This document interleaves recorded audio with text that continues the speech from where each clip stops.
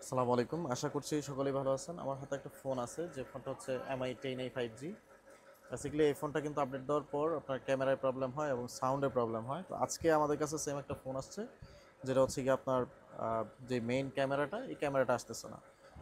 আমি এখন যেখানে আছি এটা হচ্ছে মেইন ক্যামেরাতে আছি, বাট আমরা এখন যেটা দেখতে পাচ্ছি এটা হচ্ছে আপনার যে ছোট ক্যামেরাগুলি থাকে। বেসিক্যালি এখানে চারটা ক্যামেরা আছে, চারটা ক্যামেরার ভিতরে মেইন যেই ক্যামেরাটা, এটা হচ্ছে এই ক্যামেরা। আমি একটু আপনাদেরকে বোঝানোর জন্য জাস্ট আমি মেইন যে ক্যামেরাটা, এটাতে আমি আমার আঙুল রেখে দেন আপনাদেরকে দেখানোর ট্রাই করতেছি যে ক্যামেরা এটা রানিং আছে কিনা। দেখেন আমি কিন্তু এটাতে আঙুল দেওয়া, তার মানে বোঝা যাচ্ছে যে আঙুল চলে আসলে তো আসলে ক্যামেরাটা আসার কথা না। তো ক্যামেরা কিন্তু এখানে দেখা যাচ্ছে, তো দেখা গেলেও কিন্তু আসলে এটা ক্লিয়ার না, এটা কিন্তু ব্লার হয়ে আছে। হ্যাঁ, তো ব্লার সম্ভবত এই ক্যামেরাটা, এই যে কর্নারের যে ছোট্ট ক্যামেরাটা থাকে যেটা দিয়ে মূলত ব্লার করা হয়, এই ক্যামেরাটা মূলত রানিং আছে, আর বাকি কোনোটা কাজ করে না। এখন আমরা 430 দিয়ে দিয়ে দিয়ে দেখলাম যে আসলে ওটা তো সেম, এটা তো আসে না। এবং মেইন ক্যামেরা বেসিক্যালি হচ্ছে গিয়ে কোনোভাবেই কাজ করে না। এখানে দেখেন লেখা আসতেছে যে cannot connect to the camera.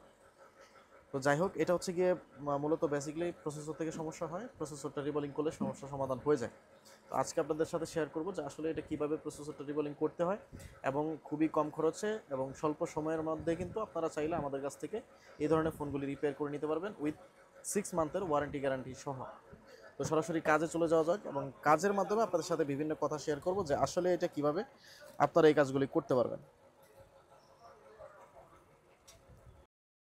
এই মোবাইলটি সাধারণত বেশিরভাগ আপডেট দেওয়ার পর 2 থেকে 3 দিন পর বা 1 সপ্তাহ পর হঠাৎ করে রিস্টার্ট করতে থাকে, অথবা বিভিন্ন ধরনের সমস্যা দেয়। বিভিন্ন ধরনের সমস্যাগুলির ভিতরে অন্যতম যে সমস্যাটি, সেটা হচ্ছে এটার পিছনের যে মেইন ক্যামেরাটা, এটা আসা বন্ধ হয়ে যায় এবং বিভিন্ন ধরনের প্রবলেম করতে থাকে। মাঝে মাঝে ক্যামেরা একেবারেই আসে না এবং ফ্রন্ট ক্যামেরা প্রবলেম করে, এবং মাঝে মাঝে এমনও দেখা যায় যে আমাদের কাছে আসছে ক্যামেরা, অডিও, সিম এবং রেজিস্টার্ড ইস্যু সবগুলি সমস্যা একই সাথে সমস্যা করতেছে।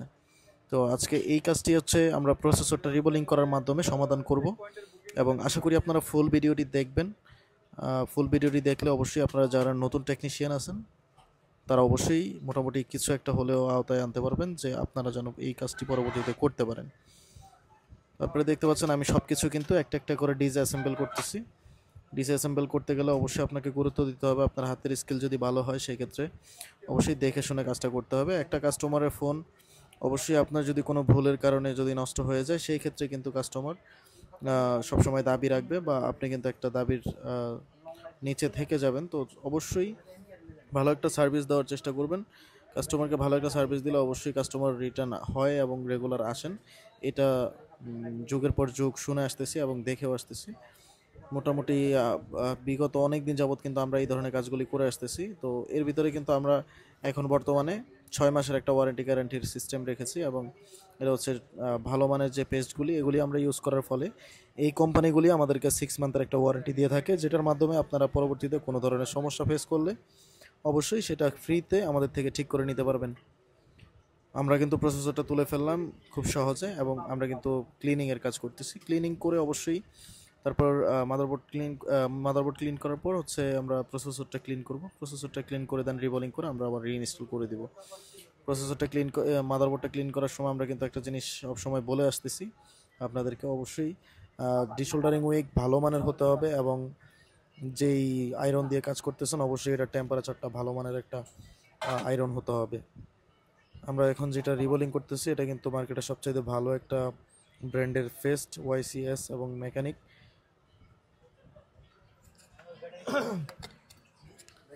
মোটামুটি আমাদের রিবোলিং করা শেষ। এখন কিন্তু আমরা এটা কেটে দেন হচ্ছে আমরা রিইনস্টল করব। তো এটা আসলে কাজ করতে আমাদের বেশি একটা সময় লাগে না, অনলি 20 থেকে 25 মিনিট হলেই কিন্তু টোটাল খোলা থেকে লাগানো সহ রিবোলিং করা সহ সব কিছু কমপ্লিট করতে সর্বমোট হয়তো 20 থেকে 25 মিনিট সময় লাগে।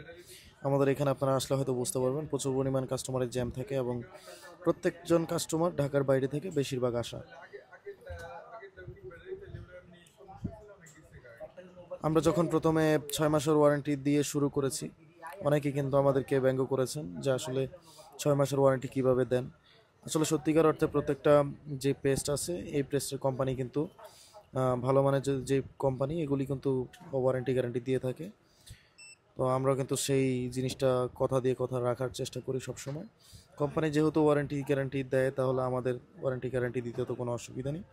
তার কারণে আসলে সবসময় আমরা চেষ্টা করি এই জিনিসটা ওয়ারেন্টি গ্যারান্টির আওতায় রাখার জন্য, এবং কাস্টমার যেন ভালো একটা সার্ভিস পায়, অনেক দিন যেন ইউজ করতে পারে। শুধুমাত্র ওয়ারেন্টি থাকলেই যে আসলে সমস্যাটা হবে ব্যাপারটা এরকম না। ওয়ারেন্টি দেওয়ার মিনিংটা হচ্ছে আপনার যেন কনফিডেন্ট থাকেন এবং ব্র্যান্ডের প্রতি আপনাদের একটা বিশ্বাস থাকে। তার কারণে আসলে আমরা সবসময় গ্যারান্টি ওয়ারেন্টিটা দিয়ে থাকি। তারপরে দেখতে পাচ্ছেন ফোনটা কিন্তু রিভলিং করার পর রানিং হয়ে গেছে। এখন আপনাদেরকে দেখানোর ট্রাই করতেছি যে ক্যামেরা মেন যেটা সেটা আসে কিনা। দেখেন আমি আঙুল দেওয়ার পরে সর্বপ্রথম যখন আপনাদেরকে দেখাইছি তখন কিন্তু এটা ক্লিয়ার ছিল না। এখন কিন্তু মোটামুটি সম্পূর্ণভাবে ক্লিয়ার আছে, এবং আমি আঙুল দিলে কিন্তু ক্যামেরাটা ঘোলা আসে, তার মানে বুঝতে হবে মেন ক্যামেরাটা চলে আসছে। দেখেন আগে কিন্তু ব্লার হইতো না এবং এগুলি কিন্তু অ্যাকুরেটলি কাজ করতো না। এখন কিন্তু মোটামুটি ঠিক আছে। আপনারা দেখতে পাচ্ছেন ফ্রন্ট ক্যামেরা ঠিক আছে, ফ্রন্ট ক্যামেরা একদম নিট অ্যান্ড ক্লিন। আমরা একটু দেখি যে আসলে এখন আগের মতো প্রবলেম করে কিনা। দেখেন আমি একটু সিলেক্ট করার জন্য ট্রাই করতেছি। দেখেন আমি তো মোটামুটি এখন হচ্ছে ফোকাস নিচ্ছে এবং ফোকাসটা অ্যাকুরেট, সব কিছু ঠিকঠাক আছে।